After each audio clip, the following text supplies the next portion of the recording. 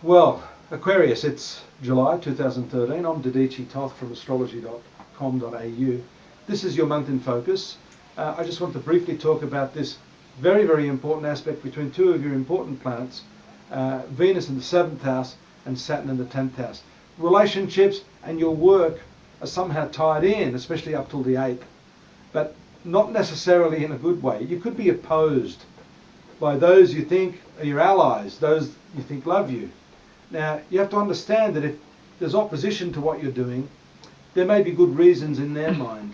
And perhaps you're overlooking the fact that their motivation for opposing you is not to simply give you a hard time, but because they care for you as well. So what I'm saying here, the moral of the story for the first part of your forecast this month is to look more at the intention of people rather than their actions and their words, because that's going to get you closer to the truth and to help you reconcile any differences that you may have. Things pan out nicely after the 8th, leading up to the 8th and just after, with that Venus forming a very, very favourable aspect to Uranus, your main ruling planet, in the 3rd house of communication. So it's funny, you know those situations where you're having a really horrible argument with the person you love, and then you sort of both look at each other and burst out laughing? You should go with that, because that's the way to make peace during these sort of transits. The Sun is in the 6th house. 6th house is your work, along with Mercury. So there's a lot of dynamic energy in that area. You're putting a lot of attention to this, I suppose, your work schedule and the methodologies by which you work. So there could be some technique change here. The way you apply your skills may be changed. You could discover something leading up to the 10th, then the 13th, with Mars also moving into the 6th house. This is actually a very, very favourable transit. It's very impulsive, very rash, very intense. It shows your workload will increase, but your appetite to finish that work will also increase. Just be careful not to overwork under this cycle. That's the transit of Mars on or about the 13th of the month. Then we see aspects from Jupiter to one of your ruling planets on the 18th as well. Jupiter to Saturn, Jupiter to Neptune.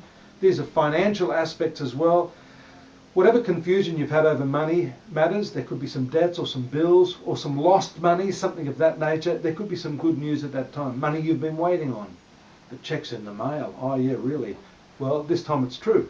And actually it may arrive in the mail. And you'll kick yourself for not trusting the other person.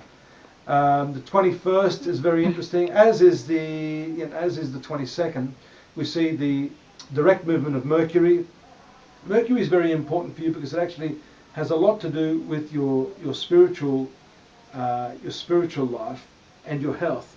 So whatever problems you've had physically may start to be alleviated at this time, and whatever worry you've had there, just sort of like niggling worries over your physical well-being, can start to be resolved very, very strongly. I like the aspects of Venus on the 22nd too, moving to your sexual zone. This is very nice for intimate matters and to really cementing your relationship with your loved one.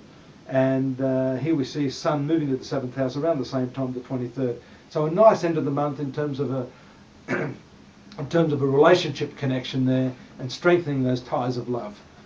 I hope you're going to be here next month. I will be. And in the meantime, do join me at astrology.com.au for more detailed information. A lot of it's free, daily, monthly and yearly forecasts for you, along with our free oracles and a huge range of psychics and practitioners who are there to help you with some of your more personal problems. Take care. Look forward to your company next month.